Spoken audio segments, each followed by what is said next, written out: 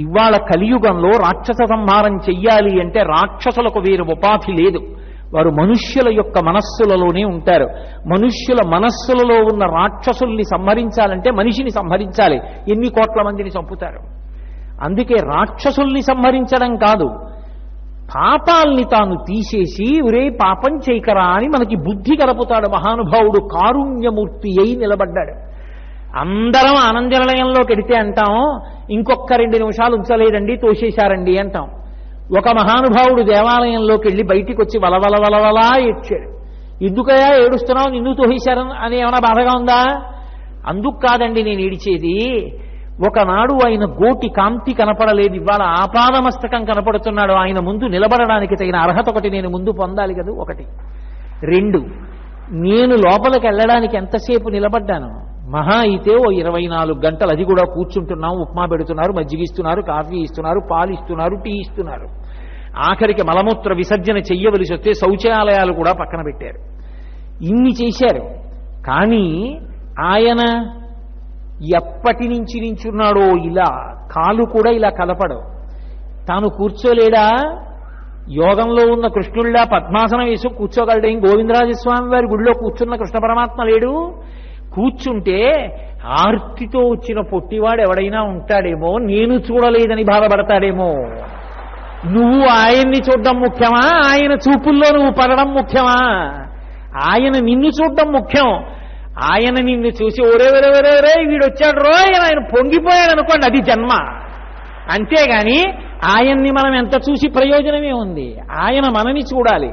కలియుగంలో నువ్వు నన్ను చూడ్డం కాదురా, అంత దూరంలో ఉన్నా నిన్ను చూడ్డానికి నేను ఇంక ఎత్తు మీద నిలబడ్డా. ఎప్పుడైనా కాలు కొంచెం ఇలా అంటాను అనుకుంటున్నావా? ఎప్పటి నుంచి నిలబడ్డాడు? కాళ్ళు ఎంత నిప్పులిట్టాయో. నిన్నొక్కరోజు మైకి ఇలా అడ్డంగా పెడితే అయ్యా కాళ్ళు ఇలా అనడానికి లేదు, ఇవాళ కొంచెం ఇలా పెడుతురు అని అడిగాను. 2 గంటలు కూర్చోడానికి. అటువంటిది ఆయన ఎప్పటి నుంచి నించున్నాడు అలా పద్మపీఠం మీద? అంత నిలబడ్డాడే.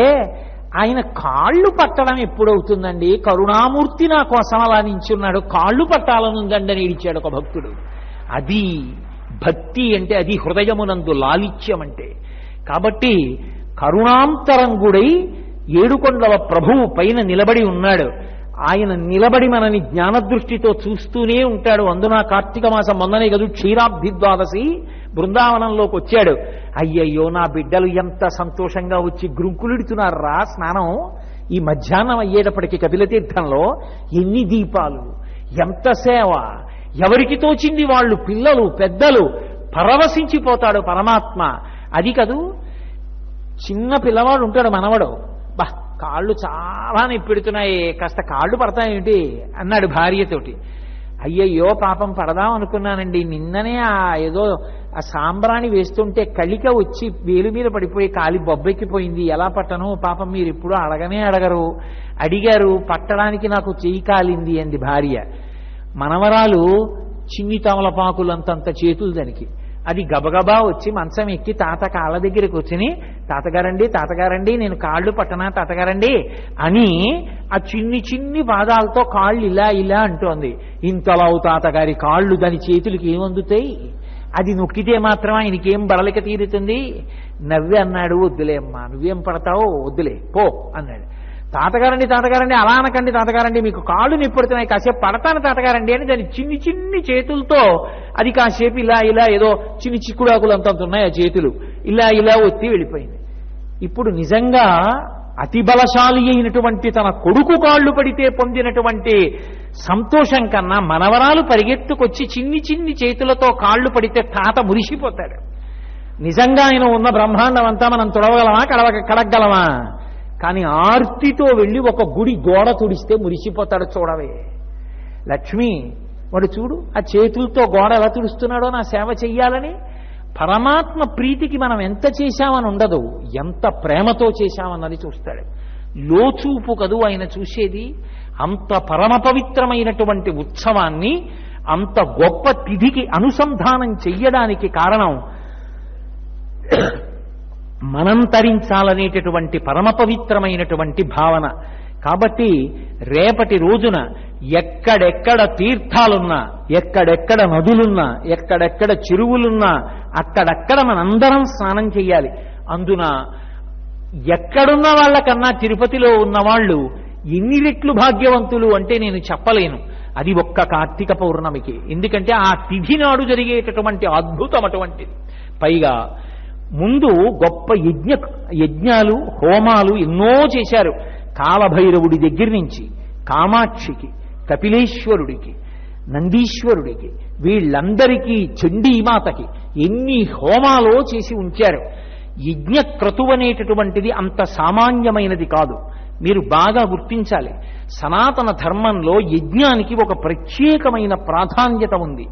యజ్ఞం చేస్తాను అని సంకల్పం చేసి ఒక యజ్ఞశాల నిర్మాణం చేసి ఆ యజ్ఞానికి ఒక వేది తయారు చేశారనుకోండి, వెంటనే దేవతలు అక్కడికి వచ్చి కూర్చుంటారు. ఎందుకు కూర్చుంటారు అంటే వాళ్ళు హవిస్సు ప్రత్యక్షంగా తింటారు. నేను 4 అరటిపళ్ళు అక్కడ పెట్టి నైవేద్యం పెట్టాననుకోండి, ఏమో పరమభక్తి తత్పరులైతే నేను చెప్పలేను, కానీ సామాన్య సిద్ధాంతంలో దేవతలు పదార్థం వంక చూస్తారంతే. వాళ్ళ చూపు చేత ఎంగిలి చేస్తారు తప్ప అది తీసి నోట్లో పెట్టుకోరు. వాళ్ళు నోట్లో పెట్టుకోవాలి అంటే ఒక యజ్ఞంలో హవిస్సునే తింటారు. నన్ను మీ ఇంటికి భోజనానికి పిలిచారనుకోండి, కోటేశ్వరారు ఇవాళ మా ఇంట్లో భోజనం చేయండి అన్నారనుకోండి, వస్తానమ్మా మీ ఇంటికి భోజనానికి వస్తాను, మధ్యాహ్నం 1 గంటకు వస్తాను తల్లి అన్నాను. ఇప్పుడు మీరు వడ్డించేసి కూర్చుంటారా? కూర్చోరు. నేను మీ ఇంటికి రావాలి. వచ్చిన తర్వాత అయ్యా కాళ్ళు కడుక్కోండి, చేతులు కడుక్కోండి, ఓ తువ్వాలు పట్టుకొస్తారు, తుడుచుకున్న తర్వాత మీ భార్య గారు బాగున్నారా, పిల్లలు బాగున్నారా, ఏదో కుశలం అడిగి వడ్డించేసేయమంటారా అని అప్పుడు వడ్డన చేస్తారు. నేను తినడానికి వస్తున్నాను అంటే తిన్నగా వచ్చి విస్తర మీద పడిపోతాను అనేది దాని అర్థం. అంతకన్నా ముందు వచ్చి కూర్చుంటాను. రామాయణంలో ఒక మాట అంటాడు, ఇష్టింతేహం కరిష్యామి పుత్రీయాం పుత్రకారణాత్ అధర్వశిరసి ప్రోక్తై మంత్రై సిద్ధాం విధానత అంటాడు ఋష్యశృంగుడు. ఓ దశరథ మహారాజా, నీకు సంతానం కలగడం కోసం నేను ఇప్పుడు అధర్వ శిరసి మంత్రములతో అనుసంధానం చేసి యజ్ఞం చేస్తున్నానన్నాడు. ఇప్పుడు ఆ యజ్ఞంలో హవిస్సు తినడానికి దేవతలందరూ వచ్చి అక్కడ కూర్చున్నారు. అప్పుడు వాళ్ళందరూ రావణుడి గురించి మాట్లాడుతుంటే ఏతస్మిన్నంతరే విష్ణుహోరుపయాతో మహద్యుతి శంఖచక్ర గదాపాణి పీతవాసా జగత్పతి, ఆ మధ్యలోకి విష్ణు భగవానుడు ఆవిర్భవించాడు. ఆయనని ప్రార్థన చేస్తే రామావతారం వచ్చింది. అంటే ఒక యజ్ఞం జరుగుతోంది అంటే ముందు దేవతలు వచ్చి అక్కడ కూర్చుంటారు. అందుకే యజ్ఞశాలకి ఒక్కసారి ప్రదక్షిణం చేస్తే చాలు, విశేష ఫలితం. అందున కపిలతీర్థంలో అన్ని హోమాలు జరిగి ఉన్నాయి. జరిగి ఉన్న ప్రాంగణాన్ని రేపు తొక్కి అందులో స్నానం చేసి ఒక దీపాన్ని వెలిగిస్తే దేవతలు, పితృదేవతలు కూడా సంతోషిస్తారు. అంత గొప్ప క్షేత్రం మనకి కపిలతీర్థం. సరే, వెంకటాచలం వెంకటేశ్వర ప్రభువు గురించి నేను ఎంత చెప్పినా తక్కువే. అటువంటి స్వామి కొండ మీద విలిచి ఉన్నాడు. అటువంటి క్షేత్రంలో ఇటువంటి కార్యక్రమాన్ని చేసుకోవడానికి అవకాశం కలిగి ఉండడం స్థానికులకి మరింత అద్భుతమైనటువంటి విశేషం. కాబట్టి కార్తీక మాసాన్ని మనం ధన్యం చేసుకోవడానికి తెల్లవారిందో ఒక పరమాద్భుతమైనటువంటి అవకాశం. ఒక క్షణకాలాన్ని కూడా దుర్వినియోగం చేసుకోకుండా ఆత్మోద్ధరణ కోసమని ఎవరికి వారు ప్రయత్నించవలసినటువంటి సమయం. అందుకే కార్తీక మాసానికి అధిదేవతగా ఎవరు ఉంటారు, ఎవరు అందుకుంటారు ఈ పూజల్ని, ఎవరు ఈ పూజ తీసుకుని సంతోషిస్తారు, ఎవరు ఈ పూజ చేత అనుగ్రహిస్తారు అన్నారు. ఈ కార్తీక మాసానికి అధిదేవతలుగా దామోదరుడు, త్రయంబకుడు. అందుకే నేను మీతో మనవి చేసింది, దీపం పెట్టినప్పుడు దామోదరమావాహయామి అనైనా అనాలి, లేదా కనీసంలో కనీసం త్రయంబకమావాహయామి అనైనా అనాలి. ఈ రెండిటిలో ఎవరో ఒకరిని ఆవాహన చెయ్యాలి, ఆ దీప రూపంలో ప్రకాశించమని అడగాలి. సరే, ఆ శ్లోకం చెప్పాలి. ఇక దామోదరుడు అన్న పేరు ఎవరికి అన్వయం అవుతుంది అంటే దామోదర శబ్దం చేత 2 రకాలుగా ప్రకాశించేటటువంటి విష్ణు స్వరూపం చెప్పబడుతుంది. ఒకటి, ఈ ఉదర భాగమునందు తులసిమాలల చేత అలంకృతమై ఉన్నవాడెవడో వాడు బాహ్యమునందు మాంసనేత్రానికి దొరుకుతాడు. మీరు ఈ కంటితో చూడొచ్చప్పుడు దామోదరుణ్ణి. కడుపుకి అడ్డంగా తులసిమాల వేసుకుంటాడు, లేదా తులసిమాల కడుపుకి కట్టుకుని ఉంటాడు. అలా ఉన్నవాణ్ణి దామోదర అని పిలుస్తారు. తిరుపతి పట్టణవాసులకి ఇదొక పెద్ద అదృష్టం.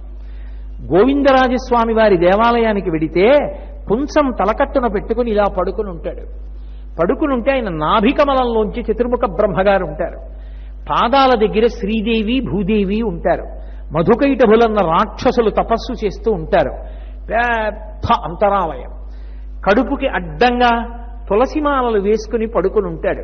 అందుకే అసలు కార్తీక మాసంలో విశేషమైనటువంటి ఫలితాలను అనుగ్రహించేటటువంటి దామోదర దర్శనం అంత పెద్ద స్వరూపంగా, ప్రతినిత్యము అలాగే అలంకారమయ్యేటటువంటి రూపంగా దర్శనం చెయ్యడానికి యోగ్యమైన రూపం తిరుపతి పట్టణంలో గోవిందరాజస్వామి దేవాలయం. అలా గుళ్ళోకి వెళ్ళామనుకోండి, దామోదర రూపంగా రేపటి రోజున మనకి ప్రకాశించి దర్శనమిస్తాడు. పైగా పరమాద్భుతమైనటువంటి సుదర్శనం కాపు కాస్తూ ఉంటుంది. గోవిందరాజస్వామి దేవాలయానికి వెడుతున్నప్పుడే బయట రాజద్వారం ఉంటుంది, పక్కన మెట్లుంటాయి. ఆ మెట్లు ఎక్కి లోపలికి చూస్తే కనపడుతుంది సుదర్శనం. పరమాద్భుతమైనటువంటి సుదర్శనం. ఆ సుదర్శనానికి సంబంధించినటువంటి దేవతలు, కింద స్వామి హనుమ అందరూ ఉంటారు. లోపలికి స్పష్టంగా కనపడలేదేమో అనుకుంటే మళ్ళీ బయట గోడ మీద ఆ సుదర్శనం అంతా కూడా చిత్రింపబడి ఉంటుంది. అటువంటి సుదర్శనాన్ని దర్శనం చేసి గోవిందరాజస్వామిని దర్శనం చేస్తే రేపు ఈ కంటితో చూడడానికి వీలైన దామోదర రూపాన్ని దర్శించినట్టు. అందుకే అథవా ఇంట్లో ఉన్నటువంటి అంగుష్టమాత్రమూర్తికైనా సరే రేపటి రోజున తులసి దళాలు సమర్పణం చేసి సంతోషిస్తారు. వెంకటేశ్వరుడు అంటాడు, నాకు నువ్వేమివ్వగలవు? నాకు ఇవ్వడానికి ఏముంటుంది? ఈ లోకమంతా నేను సృజించినది, నాకు ఇవ్వడానికి వేరు పదార్థము లేదు. కానీ ఏకేన తులసి మాత్రదలేనాపి నరోత్తమ పూజయేత్ భక్తిభావైన రక్తం రక్షాం ఇతిమత్పణ అంటాడు. పరమ ప్రీతితో పరమభక్తితో ఒక్క తులసి దళాన్ని తీసుకొచ్చి ఎవరు ఆయన పాదముల మీద సమర్పిస్తారో అటువంటి వారి పట్ల ఆయన పరమ ప్రసన్నుడై వారి వెంట పరిగెడతాడు. ఆ తులసి దళానికి స్వామికి అంత దగ్గరి అనుబంధం. అటువంటి తులసిమాలల చేత కడుపుకి అడ్డంగా అలంకృతమైనటువంటి దామోదర రూపాన్ని రేపటి రోజున గోవిందరాజస్వామిగా దర్శనం చేయొచ్చు. ఇక ఆంతరనేత్రముతో దామోదర దర్శనం చెయ్యాలి అని చెప్పారు. అది మాంసనేత్రానికి దొరకదు, అది ధ్యానంలో మాత్రమే దొరుకుతుంది. చూడండి, చాలా కాలం పంచె కట్టుకున్నాను అనుకోండి, నేను చాలా కాలం పంచె కట్టుకుంటే పంచె వరకు ఎందుకండి, ఉంగరం పెట్టుకున్నాను అనుకోండి, ఈ ఉంగరం కొంచెం పైకి తీసి చూస్తే నేను ఉంగరం పెట్టుకున్న చోట చర్మం మీద మచ్చ పడుతుంది. పరమేశ్వరుడు మచ్చలేనివాడు. ఘృతరీతి ఘనీభూతం సచ్చిదానంద విగ్రహం అంటారు. పేరుకున్న ఆవు నెయ్యి ఎలా ఉంటుందో ఆయన రూపమంత ముగ్ధ మనోహరంగా ఉంటుంది. భాగవతంలో పోతన గారు అంటారు, చూపుల శ్రీపతి రూపము నాపోవక త్రావి త్రావి హర్షోద్గతయి వాపుచ్చి మందమధురాలాపంబుల పొగడనదితి లక్ష్మీనాథున్ అంటారు. ఆయన కనపడితేట నోటి వెంట మాట రాదుట. ఆపాదమస్తకం కళ్ళతో ఆయన రూపాన్ని జుర్రుకుంటారు. వెంకటేశ్వరుడి దగ్గరికి ఎడితే అలా నిలబడిపోతాం ఎందుకని? మన మనసు ఆయన లాగేస్తాడు. అలా ఉండిపోతారు పిల్లల దగ్గర నుంచి అందరూ. ఆ సౌందర్య ఖని అటువంటి రూపం. అందుకే ఒక ఇంద్రియం చెయ్యవలసిన పని వేరొక ఇంద్రియం చేస్తుంది ఆయన దగ్గరికి వెళితే. జుర్రుకోవడం అంటే ఎవరు చెయ్యాలి? నోరు చెయ్యాలి. ఓ పాయసం చాలా రుచిగా ఉందనుకోండి, అయ్యో వాళ్ళు ఎవరన్నా ఏమన్నా అనుకుంటారేమో అని కూడా అనుకోము.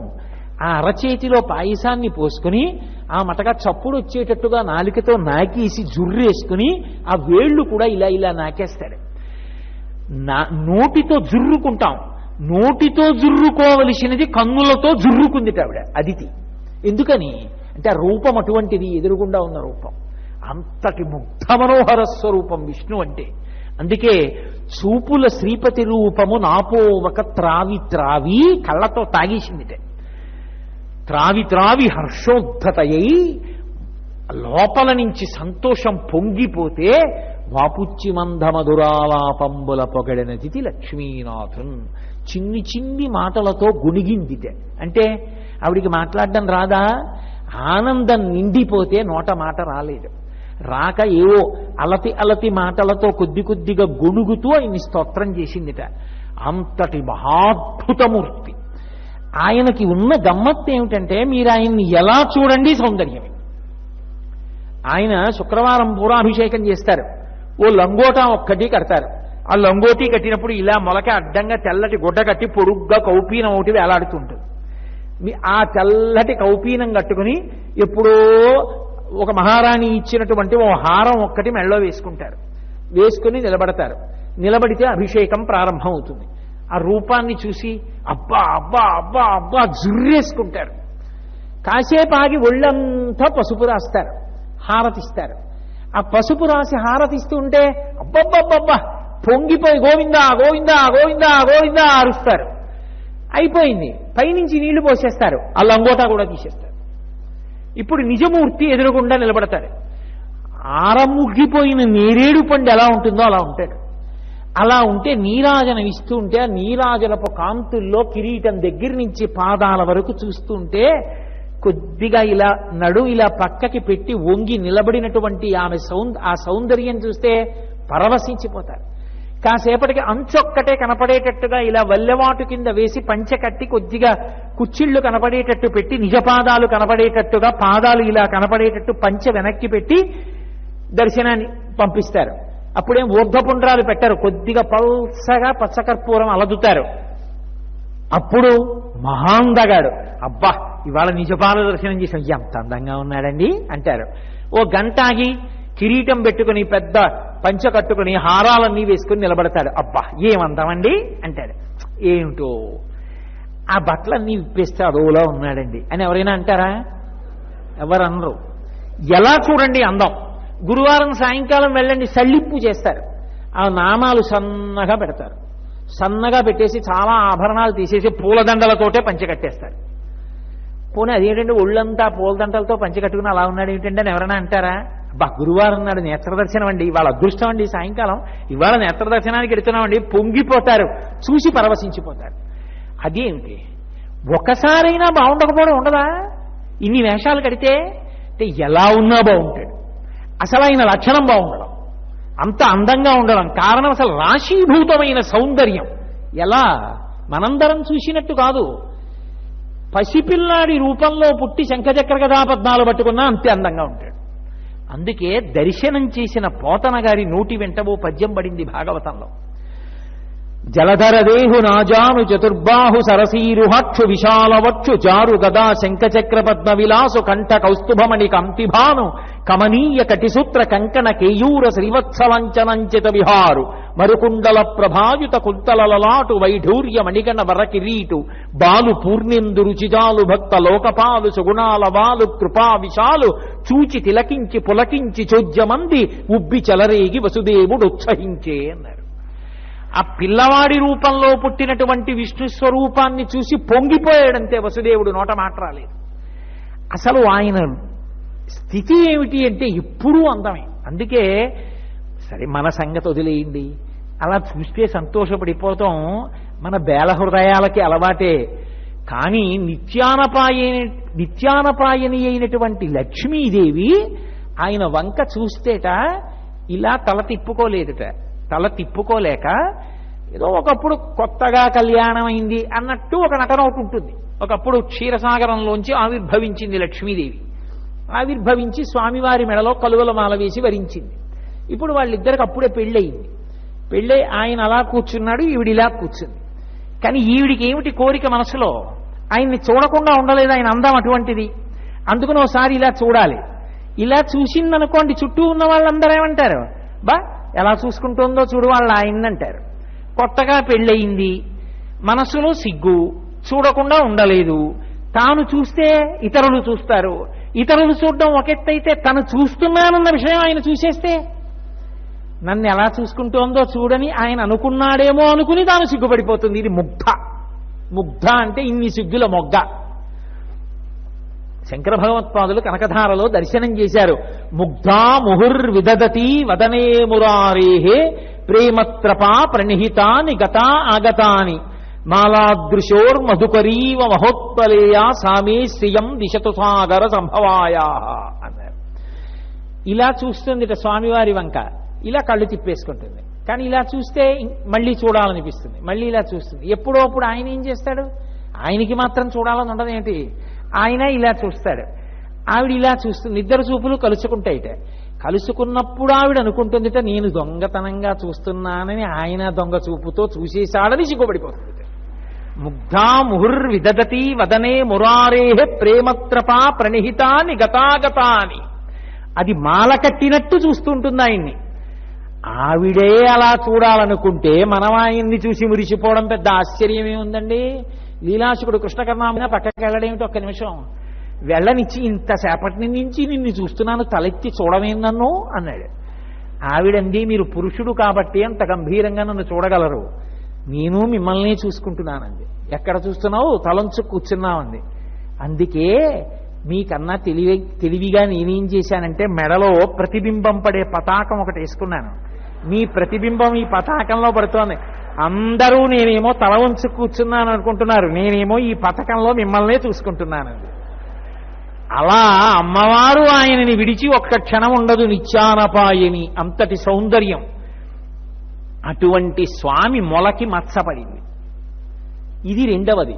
ఒకటి బాహ్యంలో నడుం మీద ఉన్నటువంటి తులసిమాల. రెండవది ఆంతరనేత్రంతోనే చూడాలి, అది పై నేత్రానికి దొరికేది కాదు.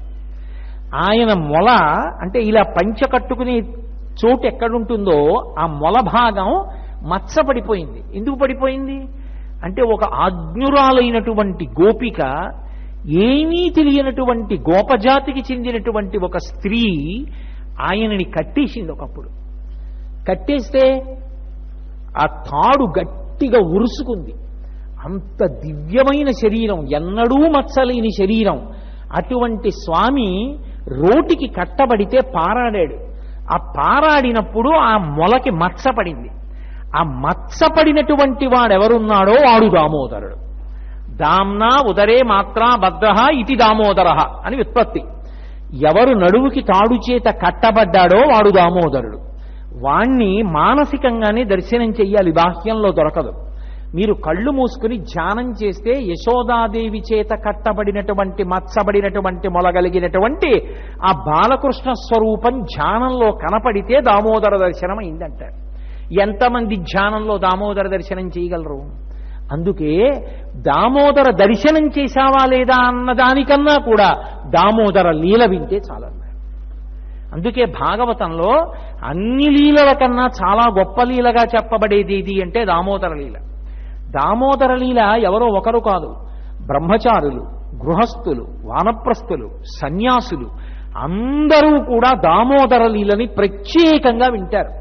అందున కార్తీక మాసంలో మరింత ప్రఖ్యాతి దామోదర లీల విని తీరాలి. ఎందుకని?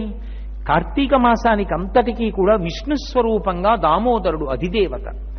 కార్తీక దామోదరుడు అని పిలుస్తూ ఉంటాం. అటువంటి ఆ కార్తీక దామోదరుడు ఎవరున్నాడో ఆయన మొల మీద మచ్చ పొందినవాడు. ఎందుకు మచ్చ పొందాడు? బాలకృష్ణుడిగా ఉన్న రోజులలో ఆయన ఈ అద్భుతమైనటువంటి లీల చేశాడు. యశోదాదేవి ఒకప్పుడు చల్ల చిలుకుతోంది.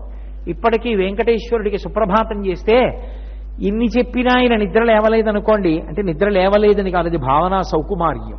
అప్పుడు కృష్ణావతారాన్ని గుర్తు చేస్తారు. స్వామి అదిగో చూశావా, ఆ పెరుగు చిలుకుతున్న చప్పుడు వినపడుతోంది, నిద్రలే అంటారు. ఆ యశోద చల్ల చిలుకుతోంది.